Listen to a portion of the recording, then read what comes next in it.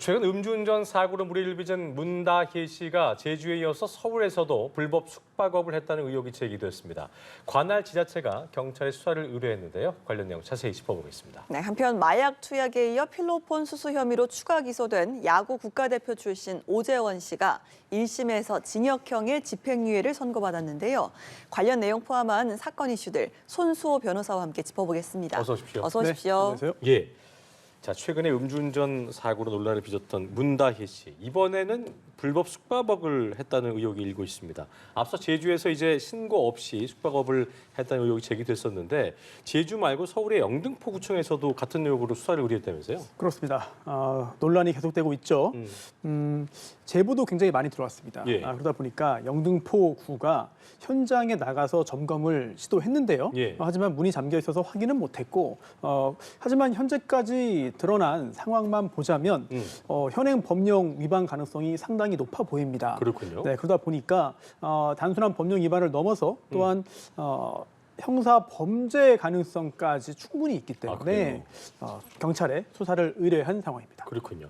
이게 보니까 여행지 갈 때 우리 이제 공유 숙박시설 네. 많이 이용하잖아요. 그런데 이게 빈 공간이 있다고 해서 다 할 수 있는 게 아닌가 봐요. 그렇습니다. 네. 규정이 상당히 엄격해요. 물론 그동안 이제 이른바 아르바이트 또는 투잡식으로 직장인들도 많이 이렇게 하긴 했거든요. 네. 한때 또 유행이기도 했고 네. 하지만 그렇게 많은 사람들이 했다고 해서 불법이 합법이 되는 건 아닙니다. 엄연히 현행 법령 위반이기도 한데요. 지금 규정들을 보면은 공중위생 관련된 여러 가지 법령들이 있어요. 그 중에서도 이 공중위생관리법에 자세한 내용들이 담겨 있는데요. 네네. 그거를 한번 이번 기회에 살펴보는 것도 굉장히 의미가 있을 것 같습니다. 그러니까요. 공중위생관리법은 공중위생 영업을 규정하고 있는데 공중위생 영업에는 다양한 것들이 있습니다. 예를 들면은 숙박업뿐만 아니라 목욕장업도 있고요. 또 이용업, 미용업 등등 세탁업까지도 포함됩니다. 근데 이런 경우는 많은 사람들이 이용하는 것이기 때문에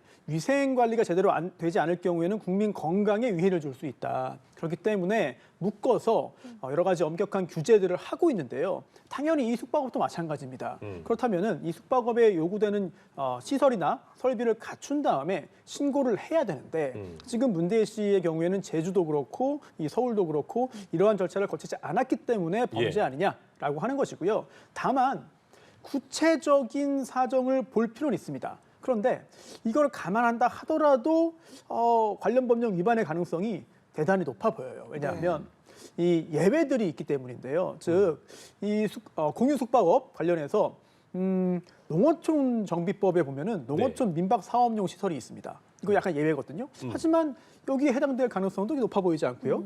그리고 또 청소년진흥법에 보면은 청소년 수련시설도 있는데 여기에도 해당되지 않을 것으로 보이고 또 관광진흥법에 보면은 외국인 관광 도시 민박업용 시설이 있고 또 한옥 체험 업용 시설도 있습니다. 근데 이거 역시 해당 안 될 것 같거든요. 네. 근데 그렇다면 지금 상황에서 알려진 정보만 보더라도 형사처벌 대상일 가능성이 매우 높은 것이죠. 그렇군요.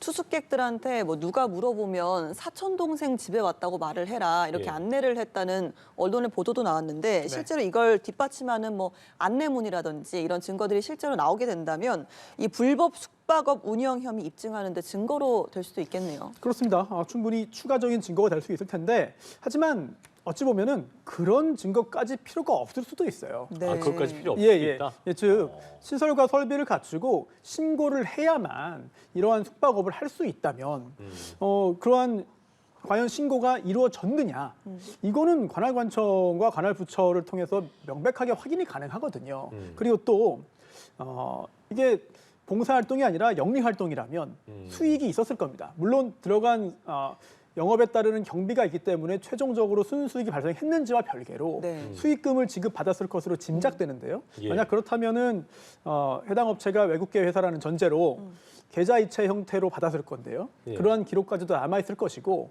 또한 그 해당 업체의 협조를 받으면 그동안의 거래 내역 등들도 알 수 있을 테고 게다가 거기까지 가지 않더라도요. 지금 그 해당 이제 건물에서 숙박을 했다는 굉장히 많은 사람들의 제보와 신고가 들어오고 있다고 하는데 네. 만약 그러한 내용들이 사실이라면 확인에 그렇게 어려움을 겪을 것 같지는 않습니다. 예, 그리고 이렇게 의혹이 지금 제기된 후에도 운영을 한 것으로 알려지고 예. 있는데 뭐 운영을 한 기간 등도 처벌 수에 영향을 미칠 수 있는 겁니까?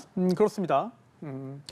법이 정하고 있는 이러한 요건을 갖추지 않고 업을 했을 경우에 법정형은 2년 이하의 징역 또는 2천만 원 이하의 벌금입니다. 하지만 기간 그리고 어느 정도의 규모로 이러한 업을 했는지 그리고 얻은 수익이 어느 정도인지 등등을 종합적으로 봐야겠습니다만 대부분의 경우에 징역형이 선고되는 경우는 좀 찾기는 어려워요. 아, 그래요? 예, 이런 개인적인 경우에는 그리고 주변에서 한참 전에도 수백만 원대 정도의 벌금이 선고된 경우들이 꽤 많았거든요. 네. 따라서 만약 유죄 판단이 나온다고 한다면 벌금형 정도가 예상될 수 있겠습니다만 하지만 구체적인 양형에 있어서는 여러 가지 그런 요소들이 작용을 할 수 있을 테고 하지만 저희가 지금까지 명확하게 수사가 진행이 되어서 판결을 통해서 확인되고 확정된 건 아니기 때문에 어느 정도 실제 상황이 어떻는지를 수사나 재판 등을 지켜봐야 정확히 알 수 있을 것 같습니다. 확실히 이제 이게 잠깐만 아까 말씀드린 대로 숙박업 의혹이 제기된 불법이 제기된 이후에도 운영이 됐다는 것은 결과적으로 이게 가도 징역형은 안 되고 불법적이 뭐 벌금형이 될 수 있다는 걸 생각했을 수도 있겠고 어쨌든 제주에서도 이 비슷한 의혹으로 경찰 조사가 이루어지고 있는 상황이고 현재 경찰이 조사 일정을 조율 중인 것으로 전해지고 있는데요. 네. 제주에서 어떤 게 문제였었고 어떻게 좀 진행이 되고 있는지도 좀 짚어보죠. 네, 사실 조금 전에 언급해드린 영등포의 경우와 크게 다르지 않습니다. 비슷합니까? 네, 크게 다르지 않고요. 또한 처음에는 이제 일부 한 정치인이 이거 다 신고 절차 거친 것이다라고 언급을 하면서 좀 해명이 되는 게 아닌가 싶었는데 또 그 후에는 신고되지 않았다는 또 보도가 나오고 있기 때문에 네. 제대로 된 신고가 있었는지 여부를 따져봐야 될 것이고요. 예. 본질은 영등포의 경우와 제주도의 경우가 크게 다르지 않을 것입니다만 조금 더 논의를 좀 넓혀간다면은 애초에 제주도 건물 취득할 때 어떤 일이 있었는지, 예. 취득 자금은 어떻게 조달했는지 등등까지도 계속해서 의혹이 번져갈 수밖에 없는 상황인 것 같아요. 물론 문다혜 씨 입장에서는 본인이 정치인도 아니었고 또 본인이 대통령은 더더욱 아니었고 그러다 보니까 다른 많은 사람들이 했던 일을 나도 같이 했을 뿐인데 왜 이렇게 가혹하게 대처가 이루어지는지에 대한 억울함을 가질 수도 있습니다. 하지만 그렇다 하더라도 실제로 만약에 법령을 위반한 것이 사실이라고 한다면 그에 따른 적절한 처분이 이루어지는 것은 또 피할 수 없는 일이기도 하고요. 예. 게다가 좀 한 가지 좀 꼭 언급을 하고 싶은 게 있는데요. 결국 지금의 이 모든 것들이 제기가 되고 의혹이 계속해서 제기되는 배경 중에 하나가 또 음주운전이거든요. 그렇죠. 또 맞아요. 사고도 냈고 네. 맞아요. 예, 그런 상황에서 그 차량 관련해서는요. 또 음주운전 전에도 과태료가 굉장히 여러 번 부과되고 쌓여 있었고. 그걸 또 제대로 납부하지 않았다는 그런 의혹도 있습니다. 이런 것들이 다 계속 더해지면서 이런 많은 사람들이 했던 일이긴 합니다만 이런 불법 공유 숙소업 관련해서도 더더욱 국민들이 곱지 않은 시선으로 보게 된 것 그러니까요. 같습니다. 네, 여러 알겠습니다. 가지 의혹들이 좀 동시에 벌어지고 있어서 당분간은 논란이 좀 지속될 걸로 보입니다. 예. 다음 사건으로 좀 넘어가 보면요. 야구계를 큰 충격에 빠뜨렸던 사건입니다. 전 국가대표 선수 출신의 오재원 씨 소식인데요. 마약 투약 혐의에 이어서 필로폰 수수 혐의로 추가 기소됐던 오 씨가 1심에서 징역형의 집행유예를 선고받았습니다. 앞서 검찰에서는 징역 4개월을 구형한 걸로 알고 있는데 재판부가 이런 판단을 내린 이유를 좀 짚어주실까요? 네, 징역형을 선고했지만 이제 집행을 유예한 겁니다. 그런데 일단 재판부는 이제 마약 범죄이기 때문에 굉장히 엄정한 대처가 필요하다라고 지적은 했어요. 다만 피고인이 수사에 적극적으로 협조를 했다. 그리고 범행을 인정했다. 게다가 수수한 필로폰의 양이 그리 많지 않다라는 네. 점 등을 종합적으로 고려해서 징역형을 선고하되 집행유예를 판단했습니다. 예, 여기에다가 오 씨가 결심 공판 당시에 뭐 두 번 다시는 마약에 손대지 않겠다라고 선처를 호소하기도 했다는데 네. 이런 부분도 좀 참조가 됐을까요? 그렇습니다. 예, 형사재판을 하다 보면 대부분이 유죄 판결을 받는데 그 유죄 판결을 내리면서 중요한 것도 양형 아니겠습니까? 그렇다면 여기에서 다양한 양형 요소가 있겠습니다만 동종전과가 있는지 네. 그리고 만약에 피해자가 있는 범죄라면 합의가 되었는지 피해자의 의사 또는 유족들의 의사가 어떠한지 그리고 또 하나 중요한 것이 진지한 반성 여부예요. 그런데 이 사건에서 피고인이 진지하게 반성을 했다. 선처를 호소했다. 이런 부분들 법원이 적극적으로 받아들여서 양형에 반영한 것으로 짐작됩니다. 그렇군요. 자, 그런데 알려진 대로 오재원 씨가 이제 현재 마약 투약, 은폐 혐의로 징역 2년 6개월의 실형을 선고받고 구속된 상태이기 때문에 네. 이런 상황에서 징역 4개월의 집행유예 2년이 나왔으니까 계산이 어떻게 되는 거예요? 예. 일단 만약에 좀 가정해 볼게요. 여러 건의 재판이 각각 별도로 진행이 되어서 다 각각 별도의 확정 판결이 되었다면 그리고 또 각 모두가 유죄라면은 이 형량은 단순히 더하면 됩니다. 간단합니다. 하지만 지금 이 사건의 경우에는 그렇게 되지 않을 것 같아요. 즉 병합이 이루어질 것으로 예상되는데요. 네. 지금 현재 진행되고 있는 소송이 총 2건입니다. 네. 유사한 범죄인데요, 다. 첫 번째는 1심에서 징역 2년 6개월형이 나왔죠. 그리고 항소에서 2심 재판이 진행 중입니다. 네네. 그리고 오늘 선고된 것이 두 번째로 기소된 재판인데 여기에서 징역 4개월의 집행유예 2년이 나온 거잖아요. 그렇다면 일단 첫 번째 재판과 두 번째 재판 모두 이제 두 번째 재판에 대해서 항소한다는 전제로 모두 항소심에 이제 올라가 있습니다. 네. 그렇다면은 병합될 가능성이 충분히 있어 보이고요.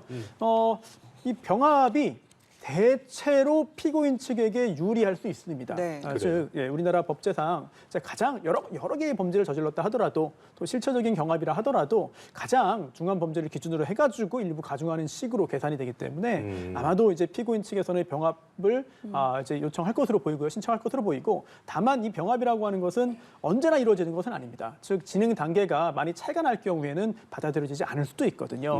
다만 지금 제일 먼저 1심 판결이 선고돼서 항소심에 올라가는 재판의 항소심 진행 단계가 그렇게 많이 진행되지는 않은 것 같아요. 그렇다면 병합 가능성이 충분히 있다고 보입니다. 네, 여기에다가 또 세 번째 기소된 상황입니다. 수면제 대리 처방 혐의인데요. 이번 재판은 이 재판에 어떤 영향을 미칠 거고 또 결과도 어떻게 전망을 하시는지도 궁금하네요. 사실 이 부분 세 번째 기소가 이루어진 지 얼마 안 됐어요. 네. 그래서 재판 절차 1심 재판이 물론 다 자백을 하고 진행이 된다 하더라도 시간이 조금 더 걸릴 것으로 보이거든요. 그렇기 때문에 이론적으로는 이 세 건의 재판이 다 항소심에서 병합될 수도 있습니다만 세 번째 재판이 빨리 진행되지 않으면은 이루어지지 않을 가능성도 있어 보이고 또한 현재 재판이 열리진 않았습니다만 이 오재원 피고인이 거의 대부분의 범죄에 대해서 지금 인정을 하고 있는 상황이거든요. 그렇다면 세 번째 재판 역시 무죄 판결을 받기는 쉽지 않을 것으로 보이고 다만 중요한 것은 형량 그리고 최종적으로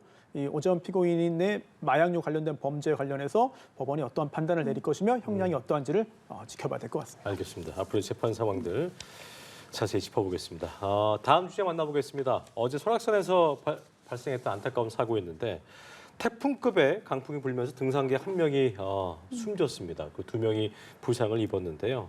이번 사고를 놓고 당시에 이제 강풍특보가 발효됐음에도 불구하고 입산 통제가 이루어지지 않았다 이런 지적이 나오고 있다면서요. 그렇습니다. 굉장히 안타까운 일입니다. 등산객 한 명이 숨지고 또 다친 등산객까지 나왔기 때문인데요. 예. 당시 이 바람이 굉장히 강했어요. 네. 초속 36.8m. 상당히 강한 바람이 불었는데 중요한 부분은 이 당시에 기상특보가 언제 어떻게 발령되는지를 좀 따져봐야 되거든요. 새벽 3시경에 강풍주의보가 발령되고 그리고 또 아침 8시 15분경에 강풍경보로 격상됐습니다.